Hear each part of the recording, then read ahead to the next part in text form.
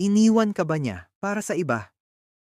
At ngayon, gusto mong magsisi siya kung bakit kanya pinagpalit. Pero paano kung sabihin ko sa'yo na ang pinakamabisang paraan para magsisi siya ay hindi ang paghabol, panunumbat, o pagpapakita na nasasaktan ka? Sa video na ito, pag-uusapan natin ang mga sikreto kung paano mo maipapakita ang tunay mong halaga hanggang sa dumating ang araw na siya mismo ang mapapaisip. Bakit ko siya pinakawalan? Hindi ito tungkol sa paghihiganti. Hindi rin ito tungkol sa pagpapapansin. Ito ay tungkol sa pagbawi ng iyong sarili, pagbuo muli ng iyong confidence, at pagpapakita na hindi natatapos ang buhay mo dahil iniwan ka niya. Dahil minsan, ang pinakamabisang ganti sa isang taong nang iwan ay ang makita kang masaya, matatag, at hindi naapektuhan. Pero bago tayo magpatuloy, huwag kalimutan mag-subscribe sa channel, i-like ang video, i-share, at pakiclick na rin ang notification bell para lagi kang updated sa ating mga susunod na videos tungkol sa love insights, human psychology, relationship awareness, at self-improvement. Narito ang ilan sa mga signs na makikita mo kapag unti-unti na siyang nagsisimulang magsisi sa desisyon niyang iwan ka. At tandaan, hindi lahat ng pagsisisi ay direktang ipinapakita. Minsan, makikita ito sa maliliit na kilos, pagbabago ng pakikitungo, at mga paraan kung paano niya muling sinusubukang makuha ang atensyon mo. Kaya panoorin ang video hanggang dulo dahil baka ang ilan sa mga signs na pag-uusapan natin ay nararanasan mo na mismo sa kanya ngayon. Una, ang kapangyarihan ng no contact rule. Ang pinakamalaking pagkakamali pagkatapos kanyang ipagpalit ay ang magmakaawa o habulin siya. Kapag ginawa mo yan, lalo mong binibigyan ng halaga ang ego niya. Ipinapakita mong handa kang habulin siya kahit pinili kanyang iwan. Ang tunay na sikreto, huwag kang magparamdam. Walang text, walang chat, walang parinig sa social media.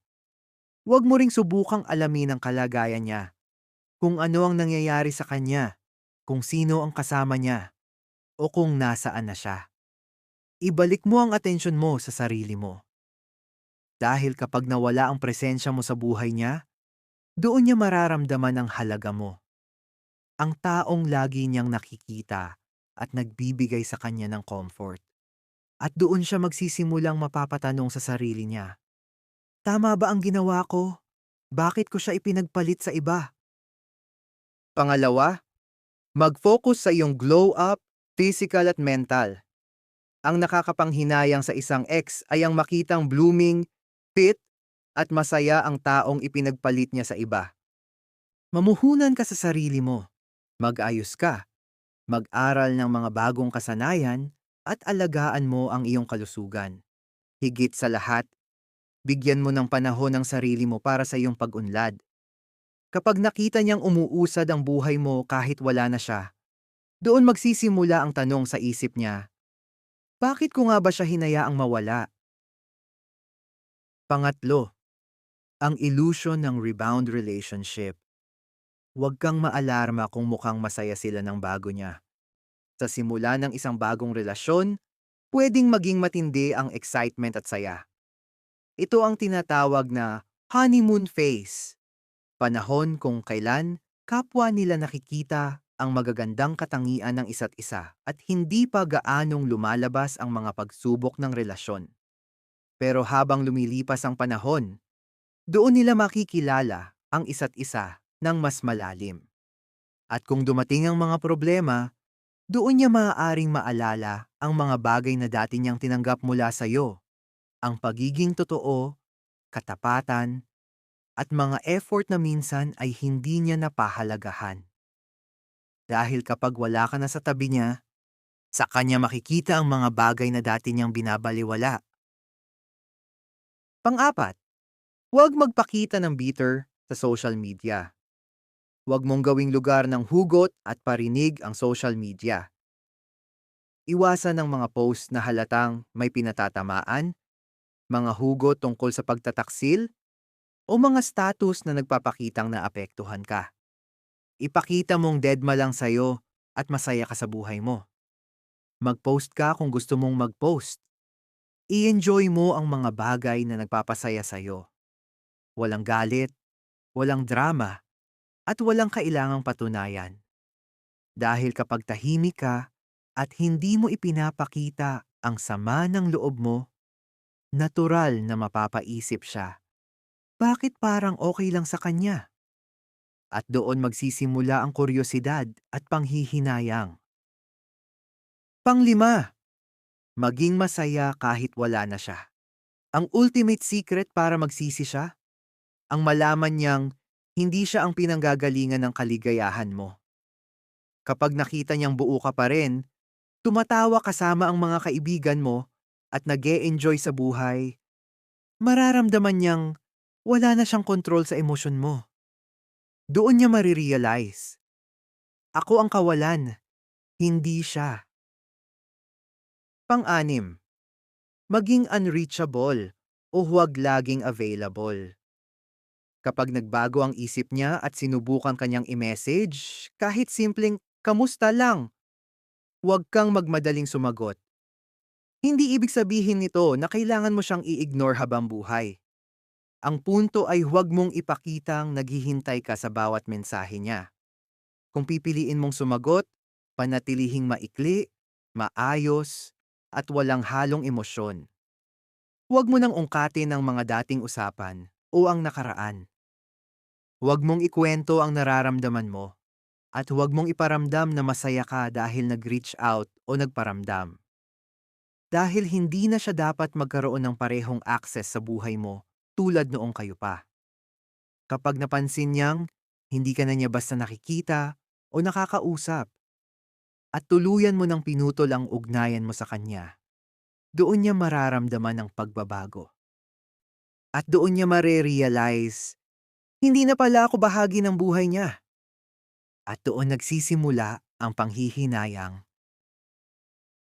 Pangpito, ipagpatuloy ang mga pangarap na hindi niya sinuportahan. Mayroon ka bang mga pangarap, career goals, o hobby na hindi mo nagawa noong kayo pa dahil hindi niya sinuportahan? Gawin mo na ngayon. Balikan mo ang mga bagay na matagal mong isinantabi. Mag-aral ka, mag-explore, bumuo ng bagong skills, at gawin ang mga bagay na nagbibigay sa iyo ng fulfillment. Kapag nakita kanyang nagtatagumpay sa mga bagay na akala niya ay hindi mo kayang abutin ng wala siya, doon niya mapagtanto kung gaano kakalakas mag-isa at kaya mo palang umangat sa buhay nang wala siya. Dahil ang taong akala mong kailangan mo para umangat ay siya pala ang dahilan kung bakit hindi mo nailabas ang buong potensyal mo. Ngayon, panahon na para lumipad ka sa sarili mong mga pakpak. Pangwalo, huwag makipagkompetensya sa bago niya. Hindi mo kailangan ikumpara ang sarili mo sa taong ipinagpalit niya sa'yo. Huwag mong istok o siraan ang bago niyang partner. Huwag mong subukang patunayan na mas deserving ka kaysa sa kanya.